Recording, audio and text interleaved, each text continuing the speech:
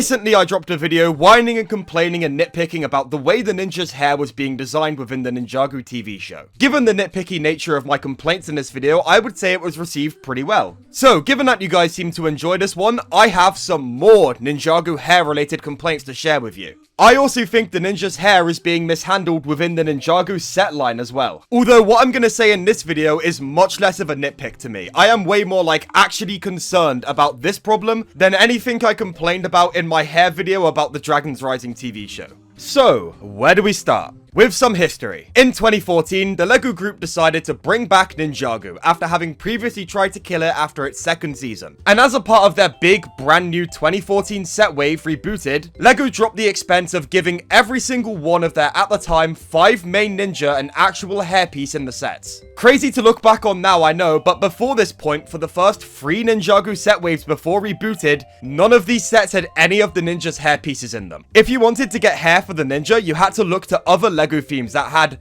some of the characters. Kai's hairpiece, for example, was a unique mold that hadn't been seen in any sets before Ninjago. So before 2014, if you wanted to take the ninja hood off of Kai, you were out of luck. Enjoy using that recolored Ray hairpiece, guys. But yeah, the 2014 set wave was the wave that finally changed that. LEGO locked in and put fully show-accurate versions of all of the ninja's hairpieces into the sets. And excluding Zane's hairpiece, which was recolored to silver to reflect his new design in the show, these hairpieces remained basically the same up until the movie redesigns, where the ninjas' face prints and hairpieces in the sets were changed to reflect their new designs in the show. And minus Kai's hairpiece having been shortened for the portrayal of him in the show, and Zane's hairpiece needing yet another recolor into silver, things were accurate and stayed like that for the next few years, until we've reached what I like to call the Ninjago hairpiece Nexus point, March of 2021, the month in which Ninjago's Island set line released. This set line debuted the ninja's island suits, jungle-themed suits designed to help the ninja withstand the elements of the island, allowing them to navigate its dangerous jungles easier.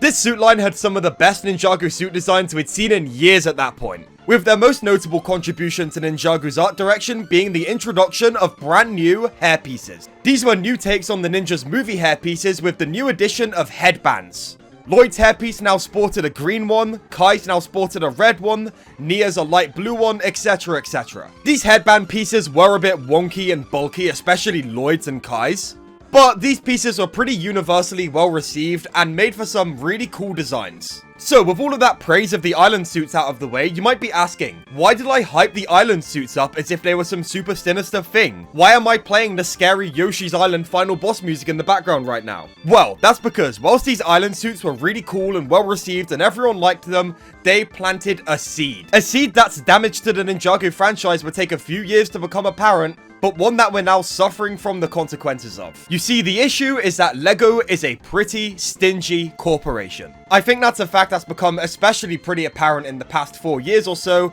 but LEGO is a corporation that wants to make money and is pretty stingy. When introducing a brand new mold into their sets, LEGO's main priority is getting as much use out of that mold as physically possible. There are a few exceptions to this rule, think Kalmar's molded head from the Seabound sets, but generally speaking, when LEGO is introducing a mold, they are gonna want to reuse that thing for years to come to get the full value for their money out of having made it. Which unfortunately meant that for Kai, Lloyd, Nia, and Jay, these island hairpieces were not a cool one-off design. They were the new character designs. I cannot recall a single instance after these island sets released where these characters used their normal hairpieces in the sets. Especially weird given that Cole had a headband piece, but this just seemingly hasn't applied to him for some reason. But for these 4, we've been stuck in hairband hell ever since 2021. And this isn't to say that I hate the hairband pieces. In moderation, I do enjoy seeing these pieces pop up. For example, I've really loved the use of these hairband pieces on the recent Tournament of the Sources ninja suits. But I'm sorry, man. Despite how much LEGO clearly wants them to be, these headband hairpieces are never going to be compelling replacements to the original 2017 hairpieces. Even the Ninjago TV show itself agrees with me on this, with the headbands only being seen on suits that were obviously actually designed with them in mind. LEGO sets, you will not gaslight me. The headband pieces do not belong on the core and Season 1 Dragons Rising suits. The headband hairpieces are really cool, but I'm tired of seeing them be used on every single ninja minifigure with hair ever.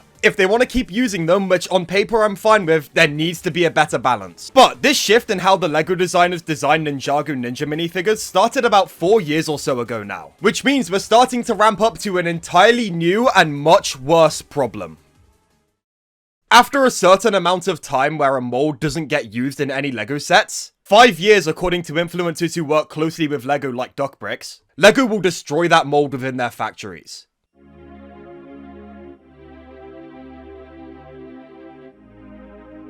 This is a move generally done for sustainability stuff, which is all fair and good and understandable. There's no use in keeping a bunch of molds around just kicking about in the factories that haven't been used for upwards of like multiple years. The concerning thing is that this is getting brought up as a possibility amongst fans in regards to the hairpieces for the flagship characters of LEGO's biggest original IP. So, are these 4 hairpieces at risk of being destroyed permanently? Let's take a look. Jay's hairpiece, I believe to be safe. It was recently reused in a different color for a character in LEGO Dreams, meaning that this hairpiece is at least a few more years before destroying becomes a legit concern. Nia's original movie hairpiece is also a mold that I currently believe to be completely safe. This mold was most recently seen literally 5 days ago with the release of the new January Ninjago sets on the new Pixel minifigure. Lloyd's hairpiece is another one that I believe to be safe. Whilst it hasn't been used on Lloyd in a good while, it has been seeing a ton of use in different colors elsewhere. From random civilians in sets that released in 2023 to Harry Potter, whose minifigure that's sporting Lloyd's hairpiece recolored in black was most recently seen in 2024. Lloyd's hairpiece having appeared so recently as one thing that's keeping it safe, but also the fact that it's being sported by Harry Potter is a whole other thing. I think in terms of Nia, Jay, and Lloyd's hairpieces, we have nothing to worry about. Which leaves just one hairpiece remaining. Kai's. This hairpiece was last seen in the 2021 Legacy set, Tournament of Elements. And with that set having released in January of 2021, it is now hit 4 years old. In theory, Kai's normal movie hairpiece is now only a year away from destruction. Remember at the start of this video when I mentioned that because of Kai's hair being a unique mold, that it couldn't exist alongside the other ninja before rebooted? Well, in an absolutely shocking case of time being a flat circle, we could very well be about to return to that status quo for the ninja's base hairpieces. Part of me does have some optimism that if this original Kai hairpiece does end up being destroyed, it will give LEGO an opportunity to remake the piece with its actual smaller show-accurate proportions. But if I'm gonna be realistic and not blindly optimistic about this, I don't have much faith in that possibility. Chances are, for the foreseeable future, and especially with Kai, Ninjago fans that jumped on set collecting after 2021 seem to be stuck in hairband hell.